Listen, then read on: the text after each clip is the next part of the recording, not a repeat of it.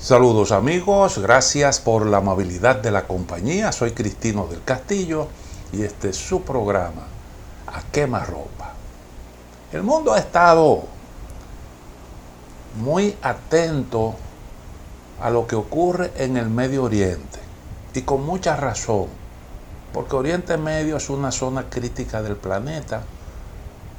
Cuanto allí ocurre es susceptible de impactar el mundo entero y por tanto es de mucho interés el curso de los acontecimientos allí, en donde hay una situación muy pero muy complicada. Como sabemos, antes del atentado de Hamas del 7 de octubre del año pasado, el gobierno de Israel que encabeza Benjamín Netanyahu enfrentaba una situación muy difícil por el tema de la reforma judicial que estaba tratando de imponer, aprovechando su mayoría en la Knesset, el Parlamento de Israel. Mediante esa reforma judicial se pretendía asumir el control de la justicia en Israel. Y eso se asoció con un expediente en curso que involucra a Benjamín Netanyahu en actos de corrupción. El asunto entonces un poco aparentemente se alivió después del atentado de Hamas. Algunos se han atrevido a decir que ese atentado fue algo inducido para sortear algunas dificultades políticas que estaba enfrentando el gobierno. Lo cierto es que eso se vio como una oportunidad y el gobierno de Netanyahu cometió un error grave de cálculo, porque aprovechando la solidaridad que despertó con Israel ese ataque bestial de Hamas, en el que murieron más de 1,000 ciudadanos israelíes, entonces Netanyahu produjo una respuesta totalmente desproporcionada y comenzó a arremeter contra los palestinos, independientemente de si eran civiles o si eran militantes del grupo Hamas. Ahí han muerto un montón de civiles y la gente comenzó a repudiar lo que se entendía que era un claro acto de venganza. Y la lógica de Netanyahu estaba centrada en su posicionamiento político en Israel, más que en la lógica, en el correcto manejo de esa situación que había ahí en Gaza. Y eso lo empujó a cometer un montón de errores.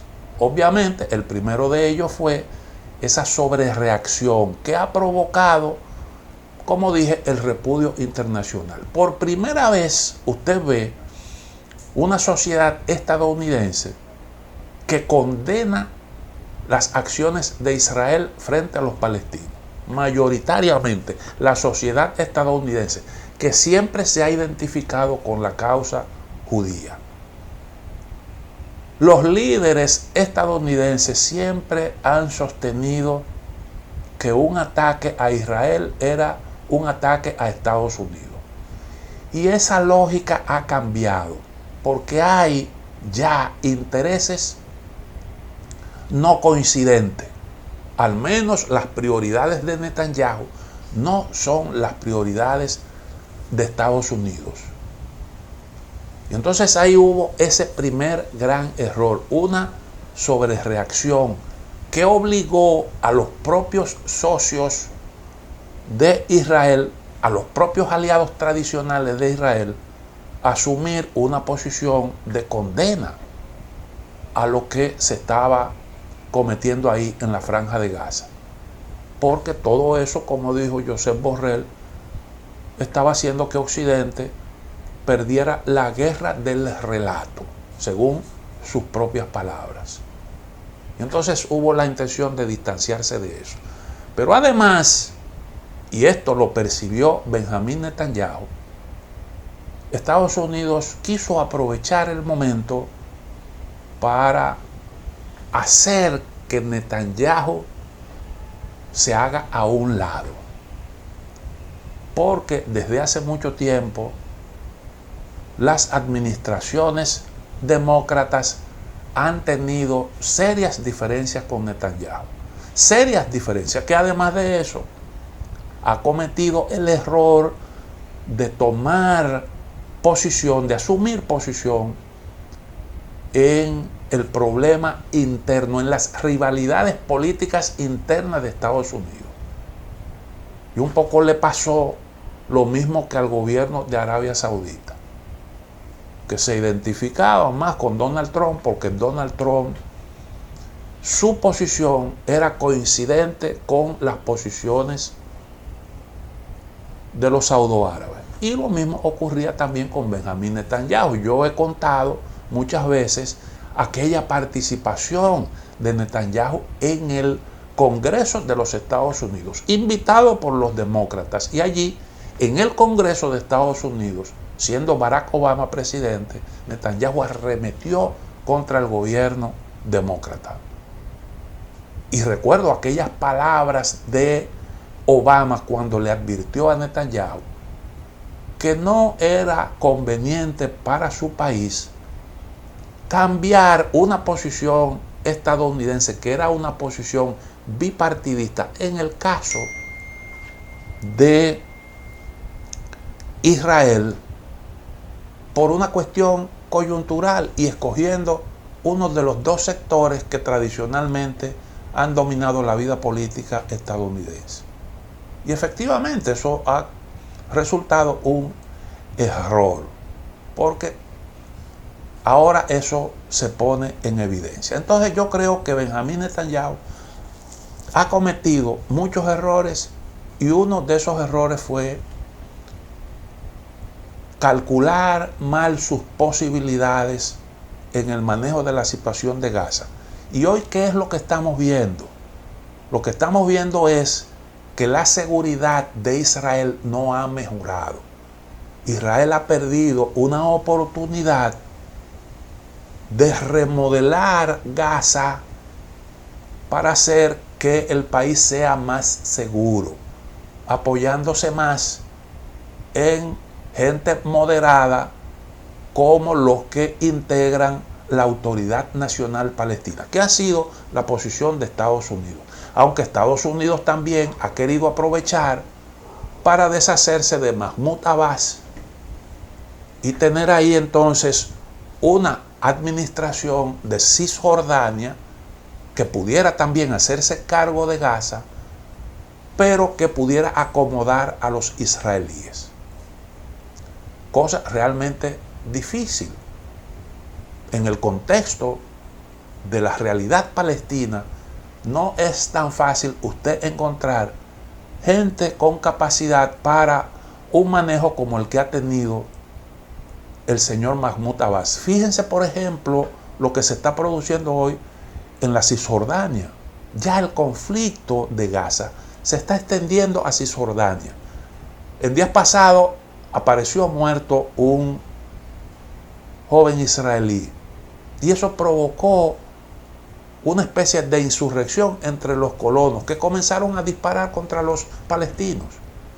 Y entonces hay una situación de una gran tensión, y eso está ocurriendo con mucha frecuencia. El problema puede llegar también a Cisjordania, y a Israel se le puede abrir ahí un nuevo frente, aparte de esos que ya están abiertos: Yemen, Siria, Irak, Líbano, también Irán, y eso pues obviamente que le complicaría la cosa. Pero además de esto, la situación económica de Israel es también muy delicada. Todos estos esfuerzos son costosos. La economía de Israel ha sufrido graves daños. Desde octubre hasta diciembre, desde octubre, cuando se produjo el atentado de Hamas, hasta finales de año, en ese trimestre, la economía israelí se contrajo 18.4%. Es una merma sustancial. El turismo se ha desplomado. El consumo interno ha caído de forma sustancial. Los palestinos no están yendo a trabajar a Israel como lo hacían habitualmente. Y esto está afectando la economía israelí. Ha paralizado, ha disminuido el dinamismo de diversos sectores de la economía. La convocatoria de los reservistas de las Fuerzas Armadas ha provocado que muchos jóvenes dejen sus labores habituales para participar en la guerra. Y todo eso también tiene una repercusión económica. Además de que ha habido que desalojar la población que vive próximo a la frontera con Gaza y la población próximo a las comunidades del norte de Israel. Y entonces eso también tiene un costo y tiene una gran repercusión en la economía. Permítanme hacer una pequeña pausa y en breve retorno para continuar el tema. Otro error que cometió el gobierno de Benjamín Netanyahu fue el último ataque contra un consulado iraní en Damasco, territorio de Siria. Fue un ataque claramente contrario al derecho internacional, porque los consulados están protegidos por una ley internacional, además de que era territorio de un país soberano. Y usted atacó un consulado de un país soberano en el territorio de otra nación, violando también las leyes internacionales. Antes de eso, Israel había hecho caso omiso a una resolución del Consejo de Seguridad que pedía un alto el fuego en Gaza. Entonces, ese ataque con el que se perseguía recuperar el apoyo perdido de los aliados occidentales ha colocado a Israel en la difícil situación de tener entonces ahora que o acogerse a la petición de los aliados que le piden no responder, o responder corriendo el riesgo de quedarse solo, porque ya Estados Unidos ha dicho que no acompañaría a Israel en una eventual respuesta. Si bien el primer comunicado del gobierno de Estados Unidos, ahí encontramos una reiteración del respaldo a Israel. Y como premio de consolación le dice, bueno, fíjate que tú tuviste la capacidad de defenderte, no te han hecho daño, y entonces evita la respuesta porque tú ganaste, demostraste que tienes capacidad para defenderte. Naturalmente, es la primera vez que Irán ataca desde su territorio directamente el territorio de Israel, y eso marca un antes y un después, porque en la guerra en la sombra que han tenido estos dos países, que se atacan indirectamente, eso nunca se había producido. Y es una clara advertencia de Irán de que en lo adelante cualquier acción tendrá una respuesta. De hecho, todo el mundo sabe que Irán ha aceptado, de alguna forma tolerado algunos ataques, algunos golpes que le ha asestado Israel. Por ejemplo, le ha matado varios científicos nucleares. Israel ha llevado a cabo ataques cibernéticos contra instalaciones militares, instalaciones civiles nucleares. Y eso ha ocurrido en múltiples ocasiones, además de que le ha eliminado importantes jefes militares, pero eso siempre se ha hecho indirectamente. Israel, pues muchos de esos golpes ha negado su autoría. Ahora se produce este ataque directo.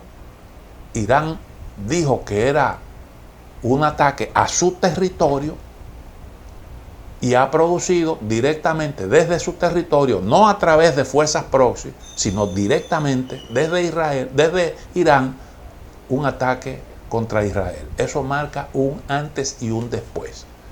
Y entonces Irán aprovecha para hacer una demostración de poder militar, porque indiscutiblemente lo que hizo revela que tiene capacidad.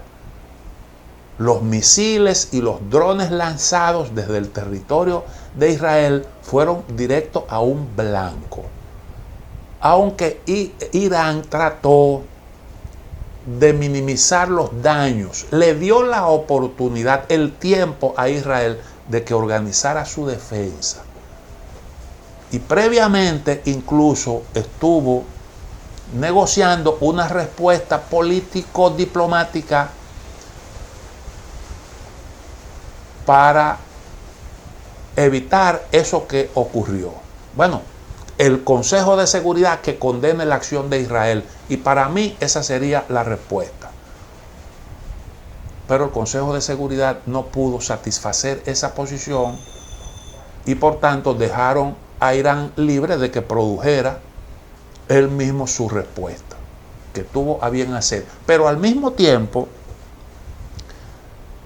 logró un efecto que hace tiempo los iraníes vienen trabajando, y es dejar expuestas todas las bases militares de Estados Unidos en la zona. Demostrar la vulnerabilidad del esquema de seguridad que se ha construido en Oriente Medio. Porque Irán demostró que puede realmente atacar con niveles de efectividad. Ese ataque contra Israel hubiese tenido un efecto devastador si se hubiese producido, por ejemplo, desde el territorio de Siria, donde Irán tiene milicias que operan allí y que tienen buen entrenamiento, pero pudieron haber desplazado misiles y drones para producir un ataque directo contra Israel desde un punto más cercano. Y eso hubiese tenido un efecto devastador porque hubiera dado menos tiempo para una reacción. Y entonces, una vez se hizo el ataque, los iraníes proclamaron misión cumplida, y esto ha terminado aquí. Y es una muestra de que realmente a Irán no le interesa la escalada, porque es difícil tú involucrarte en un conflicto cuando tú no tienes la certeza de que te puedes imponer, porque Israel no está solo. Ahí está Estados Unidos, ahí está Francia, ahí está Gran Bretaña dándole soporte a Israel. Vimos incluso Jordania. Jordania participó en la respuesta a Irán, neutralizando drones y misiles que pasaron por su territorio.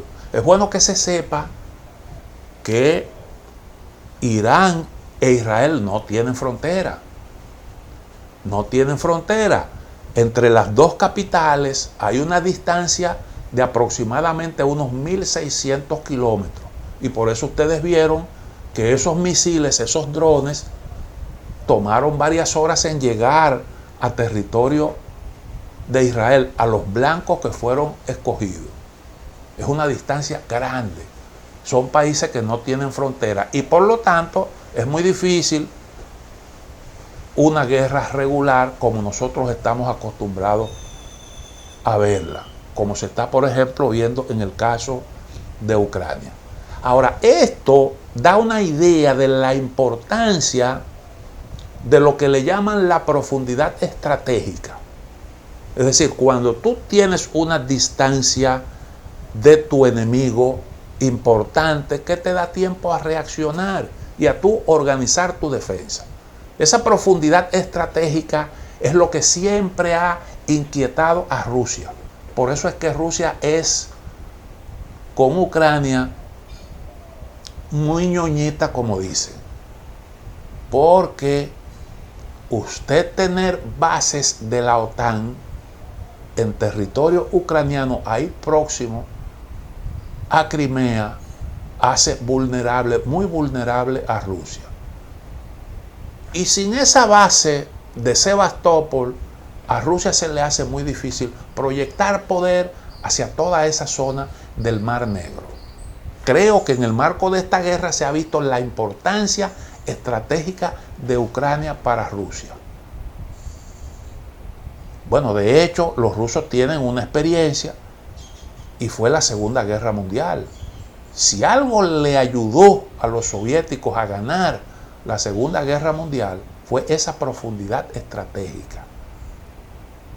Los alemanes llegaron casi hasta Moscú, pero para llegar a Moscú pasaron muchísimas vicisitudes, teniendo que vencer un clima muy, pero muy adverso, situaciones que ellos no calcularon bien. Eso ayudó, no lo explica todo, pero ayudó grandemente a los soviéticos. Y entonces, aquí en este caso, en el caso de Israel e Irán, también estamos viendo la importancia de esa profundidad estratégica. Yo creo que los iraníes, que nos los presentan como si fueran un estado canalla, díscolo de gente medio alocada, han dado clases de moderación frente a un Israel que luce desencajado, iracundo,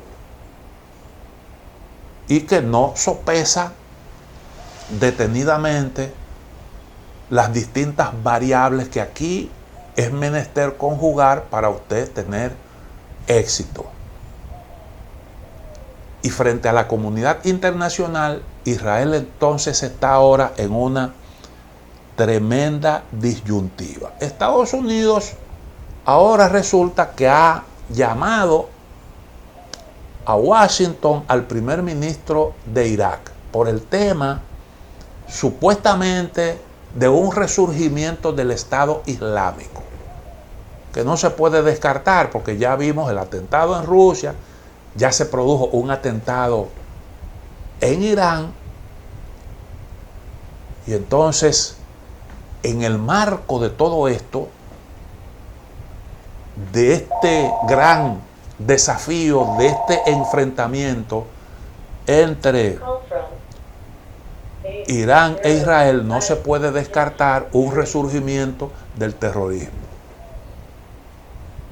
Pero lo que más preocupa a Estados Unidos es el tema de la base militar en el territorio de Irak, porque Irak le pidió a Estados Unidos que retire esos efectivos que están ahí.